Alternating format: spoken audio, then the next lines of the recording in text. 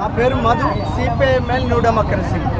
గత నెల రోజుల నుంచి పైగా ఇక్కడ ఇల్లెందు ప్రాంతమే కాకుండా రాష్ట్ర వ్యాప్తంగా యూరియా కొరత అనేటువంటిది ఏర్పడ్డది.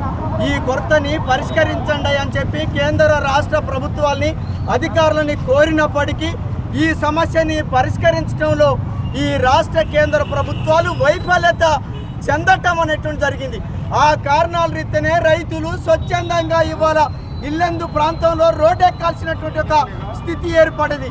ఈ నియోజకవర్గ ఎమ్మెల్యే గారిని అయ్యా ఈ సమస్యని పరిష్కరించండి అని చెప్పి సిపిఎంఎల్ న్యూ డెమోక్రసీ ఆధ్వర్యంలో పలు సందర్భాలలో కోరాం. రైతులందరూ కూడా కోరారు, రిప్రజెంట్ చేయటం అనేటువంటి జరిగింది. అయినా ఈ సమస్యని పరిష్కరించడంలో ఈ ప్రభుత్వం వైఫల్యత చెందింది. ఈ నియోజకవర్గ ఎమ్మెల్యే కూడా వైఫల్యత చెందటం అంటే జరిగింది. ఇప్పటికైనా ఈ సమస్యని పరిష్కరించమని చెప్పి సిపిఎంఎల్ న్యూ డెమోక్రసీగా రైతుల తరపు నుంచి డిమాండ్ చేస్తున్నాం. ఈ సమస్యని పరిష్కరించకుంటే మాత్రం, ఇదే వైఖరిని కొనసాగిస్తే మాత్రం రానున్న కాలంలో రైతాంగ పోరాటాన్ని ఉధృతం చేస్తామని చెప్పి సందర్భంగా ప్రభుత్వాన్ని, పాలకుల్ని, కేంద్ర రాష్ట్ర ప్రభుత్వాన్ని హెచ్చరిస్తున్నాం. మా పోరాటాన్ని కొనసాగిస్తామని చెప్పి స్పష్టపరుస్తున్నాం.